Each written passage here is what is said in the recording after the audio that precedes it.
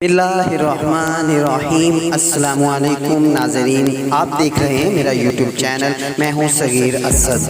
इस वक्त मोदी सरकार जो कि चाइना के पांव पड़ी हुई है, मिन्नतें और तरले कर रही है एक तरफ, और हर मुमकिन कोशिश कर रही है चाइना को मनाने की, चाइना के साथ मज़ाकरात पर बैठे, क्योंकि चाइना तो इनके साथ मज़ाकरात करने को भी तैयार नहीं। मैंने पिछली वीडियोज़ में डिटेल के साथ बताया है कि जो इनके एक दो मज़ाकरात हुए हैं उनके दरमियान क्या हुआ है और किस तरह हुआ है। चाइना ने तो की बात ही नहीं सुनी। वो तो इनको पता नहीं इतना नफरत करता है, देखना गवारा नहीं करता। ये सूरत हाल है इस वक्त। इन्होंने अब जो दूसरे ममालिक हैं उनके सरबराहान से भी राब्ते किए हैं, उनको भी कोशिशें की हैं। अमेरिका जैसे मुल्क को कहा जी आप आएँ, हमारी सालसी करें, हमें किसी तरह इस मामले से जो है हमारी जान छुड़ाएं, हमें बचाएं। चाइना बहुत मार रहा है और ऐसा मार रहा है दिखता भी नहीं है, तो मार भी ऐसा रहा है कि अजीबो गरीब हालत हो रही है, हमें तो कुछ समझ में नहीं आ रहा। अमेरिका ने जो है चीन को कहा कि हम सालसी करते हैं, बैठते हैं। चाइना ने दो टोक मौक़िफ़ इख्तियार करते हुए कहा कि ये हमारा अंदरूनी मामला है, अमेरिका तुम इसमें न डरना वरना तुम्हारी भी खैर नहीं है। सीधी सीधी बात की। अब अमेरिका अपनी जान बचाने के चक्कर में वो तो खुद चाइना से मदद मांग रहा है कि मुझे इलेक्शन जितवा दें। अब दूसरी बात कि पूरा इंडिया जो है वो इस वक्त इंडियन अवाम जो है वो बड़ी बोल रही है, बहुत शोर कर रही है कि हमारी आर्मी का, हमारे फौजियों का बदला लिया जाए, बदला लिया जाए, बदला लिया जाए। अपोजिशन राहुल गांधी, सोनिया गांधी, दीगर अपोजिशन लीडरान जो हैं वो भी बहुत शोर कर रहे हैं, और बहुत सारा मीडिया भी। अब पहले मीडिया गोदी मीडिया, उसके बारे में इंडिया के अंदर गोदी मीडिया कहा जाता है, वो सिर्फ वो बोलता था जो इंडिया के अंदर मोदी कहता था। मोदी के ख्वाब के अलावा कुछ और इंडियन मीडिया नहीं बोलता था। उसकी दो वजह थी, एक तो मोदी ने कुछ लोगों को पैसा दे के खरीदा हुआ था और कुछ लोगों को डराया हुआ था, कुछ डर के मारे कुछ ऐसा नहीं करते। बहुत सारे पत्रकारों को जेलों में जाना पड़ा, जो बहुत सारी सजाओं से भुगतनी पड़ी। बहुत सारे वेब और यूट्यूब चैनलों को बंद किया इन्होंने। बार तो ये मामला तो डिस्कस होते रहेंगे। इस वक्त जो करने की बात है कि पूरा हिंदुस्तान इस वक्त जो है वो बोल रहा है, वो बात कर रहा है कि मोदी जो है ये झूठा है, मोदी ने हमें झूठ बोले। अभी गलवान वादी और लद्दाख पे झूठ बोल रहा है, पूरी तरह नंगा हो गया, पूरी तरह एक्सपोज हो गया। मोदी सरकार तो अब ऐसे हुआ, इतना जलील मोदी ने जिंदगी में नहीं सोचा होगा कभी इतना जलील होगा। लेकिन अब हुआ क्या है कि मोदी हर तरफ से खामोश है। ये वो मोदी जो छोटी छोटी बातों पे सर्जिकल स्ट्राइक करने की धमकियां दिया करता था, ये वो मोदी जो छोटी सी बात पे खुद जो ड्रामे करता था उन पे भी 56 इंच के सीने की बात करता था। आज जब पूरी हिंदुस्तान की अवाम उसको कह रही है कि बदला ले, उसको कह रही है चाइना के अगेंस्ट बयान दे, उसको कह रही है चाइना को टंकिल का, उसको कह रही है 56 इंच का सीना दिखा, उसको कह रही है कि अब सर्जिकल स्ट्राइक की बात करो, तो मोदी जी के मुंह से ऐसी कोई बात नहीं। बल्कि इवन आप देखें मोदी जी क्या कह रहे हैं। मोदी जी ने आल पार्टी कॉन्फ्रेंस में खिताब करते हुए कहा कि भारत अमन चाहता है और हम भी अमन चाहते हैं, शांति चाहते हैं। हम ऐसा कुछ नहीं करेंगे जिससे अमन वाला मामला खराब हो, माहौल खराब हो। तो मोदी जी चुप्पी ठान रखी है, इसके अलावा कुछ नहीं। मैंने पूरे ज़राए से मालूम किया कि असल मसला क्या है कि मोदी जी इतना खामोश क्यों हैं। मोदी जी क्यों नहीं अपन 56 इंच का जो सीना है वो दिखा रहे, क्यों नहीं सर्जिकल स्ट्राइक की बातें कर रहे, क्यों नहीं ये जनाब धमकियाँ और गिदड़बक्कियाँ लगा रहे। ये तो बड़ी गिदड़बक्कियाँ लगाया करते थे, माजी गवाह है, हम सुनते रहे। और इसमें मोदी सरकार ने जुल्म और जबर की दुनिया के अंदर इंतहा की। कश्मीर के अंदर, अहमदाबाद, गुजरात, बहुत सारे वाक़यात मिलते हैं हमें। अब हुआ कुछ यूँ है कि मोदी जी अंदरूनी तौर पे बिजी थे। वो मुख्तलिफ जो फिल्म इंडस्ट्री है, बॉलीवुड है हिंदुस्तान की, उनके डायरेक्टर्स, प्रोड्यूसर और अदाकारों से राब्ते कर रहे थे, उनको उनके साथ मिलते और समाजत कर रहे हैं उनकी। ये खुद भी और इनकी मरकजी लीडरशिप जो है, जो मिनिस्टर्स हैं, उनके भी जिम्मे लगाया हुआ है कि वो उनको मनाएं, क्योंकि जो डायरेक्टर्स हैं, फिल्म इंडस्ट्री के प्रोड्यूसर्स हैं, अदाकार हैं, वो इस चीज़ पे एग्री नहीं हो रहे। ये कह रहे हैं कि आप चाइना के अगेंस्ट मूवीज़ बनाएं, जिस तरह इन्होंने पाकिस्तान के अगेंस्ट मुख्तलिफ मूवीज़ बनाई। आपको याद होगा इन्होंने अदाकार सैफ अली खान को से पाकिस्तान के प्रोफेसर हाफिज मोहम्मद सईद साहब के अगेंस्ट एक मूवी बनाई, और उस मूवी में इन्होंने दिखाया कि रॉ के एजेंट बनकर सैफ अली खान और कटरीना कैफ जो भारत की इंडियन अदाकारा है वो पाकिस्तान में आते हैं और पाकिस्तान में आकर उनको पूरी सहूलत मिलती है इंडियन सफारतखाने से, और वो पाकिस्तान में आकर लाहौर जैसे शहर में रहते हैं और हाफिज सईद साहब की तमाम तर एक्टिविटीज़ को जो है वो नज़र रखते हैं और पूरा प्लान करते हैं उनको जो है उनके खात्मे के हवाले से।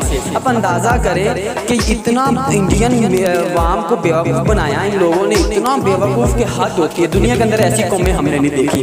फिर यहाँ तक कि वो सैफ अली खान और कतरीना कैफ यहाँ पे आके अपने इंडियन सफारतखाने की मदद से हाफिज सईद साहब की पूरी रैगिंग करते हैं लाहौर के अंदर। दूसरी तरफ जो दयाला जेल के अंदर लखवी साहब हैं जिनका नाम मुंबई हमलों के साथ जोड़ा जाता है, उनकी हवाले से पूरा रोक लगाते हैं, उनकी पूरी रैगिंग करते हैं, उनके डॉक्टर्स जो अंदर मेडिसिन सारा करते हैं। फिल्म के अंदर ये दिखाया गया, मुख्तसर ये उस मूवी के अंदर दिखाया जाता है कि ये पूरी रैगिंग करने के बाद हाफिज सईद साहब की और उनके जो लखवी साहब है उनका पूरा एक प्लान करते हैं, और लास्ट एंड ये होता है कि एंड पे सैफ अली खान प्रोफेसर हाफिज मोहम्मद सईद साहब को लाहौर के अंदर एक जलसे से बाहर आते हुए जो है कि वहाँ पे मारते हैं, वहाँ पे मूवी के अंदर शहीद करते हैं, और उधर डॉक्टर के साथ मिलकर लखवी साहब को जहर का इंजेक्शन लगाकर टीका लगवा के जो दोनों को एक्सपायर दिखाया गया है मूवी के अंदर।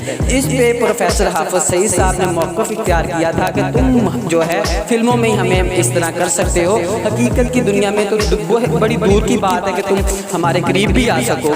और इस पे अल्हम्दुलिल्लाह पाकिस्तान के अंदर इस मूवी को बैन किया गया था, नहीं चलने दिया गया था। तो ये मैंने जब ये देखा कि सैफ अली खान की वो इन्होंने किया था मूवी, तो अब ये कह रहे हैं कि चाइना के अगेंस्ट में हम इस तरह की मूवी बनाएं। तो पहले तो मुझे लगा कि शायद ये मूवी बना रहे हैं जो इस वक्त खामोशी है, मोदी साहब खामोश हैं कि मैं मूवी बना के तो अपनी वाम के अंदर रिलीज कर दूंगा, और हिंदुस्तान की वाम को ये बेवकूफ़ बनाता था, वो बनती रहती थी, वो मूवी देख के खुश हो जाते हैं, वो मूवी देख के कारगिल को भूल गए, वाह वाह कारगिल में क्या हो गया, मूवी उन्होंने बना दी थी।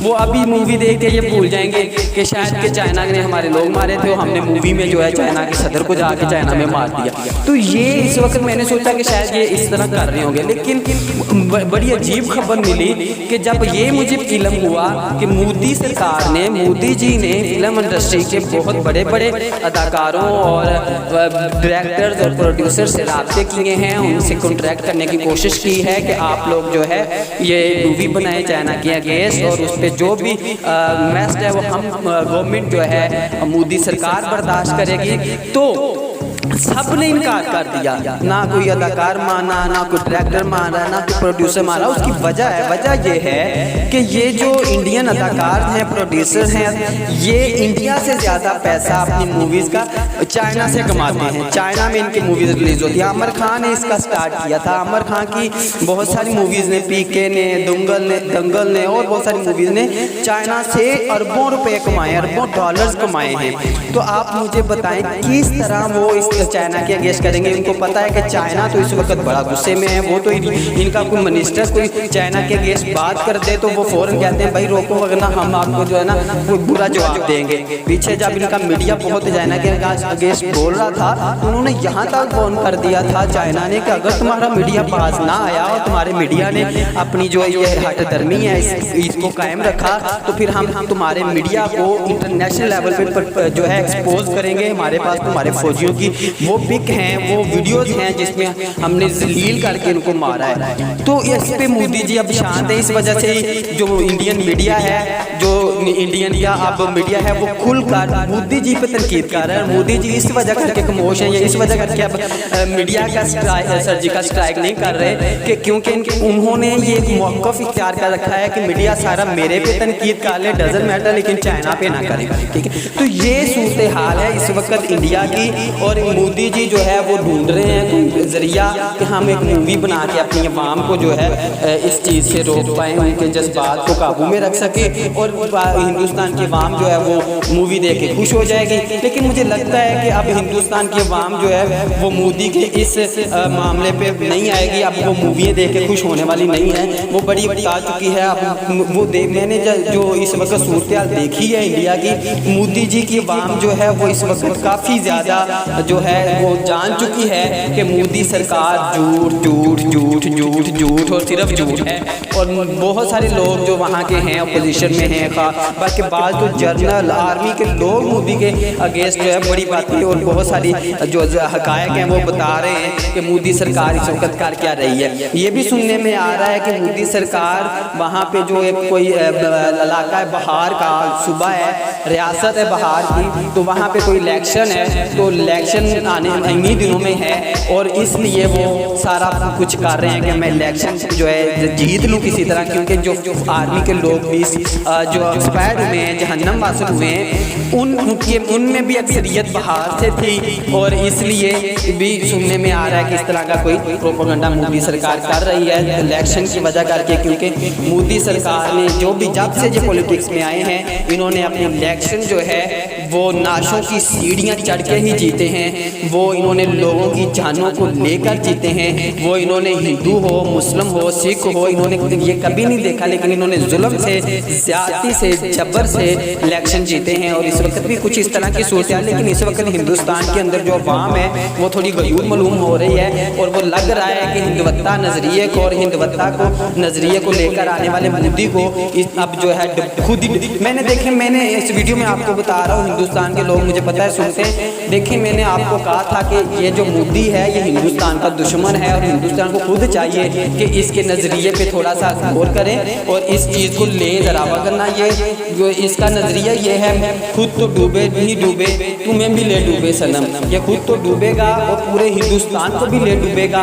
मैं हिंदुस्तान के पत्रकार की बात को यहाँ पे दोहराता चलूँ, वो कह रहा था, मैंने हिंदुस्तान के एक पत्रकार की आज ही एक बात सुनी है, आज 22 जून 2020 के वो कह रहा था कि ये जो हमारा प्राइम मिनिस्टर है पीएम मोदी, ये चाय बेचता अब भारत को बेचने जा रहा है। तो वो कह रहा था मैं खदशा है कि बेच ही ना दे। जिन लोगों ने हमारे चैनल को नहीं सब्सक्राइब किया, सब्सक्राइब कर दीजिए, बेल आइकन को प्रेस कर दीजिए।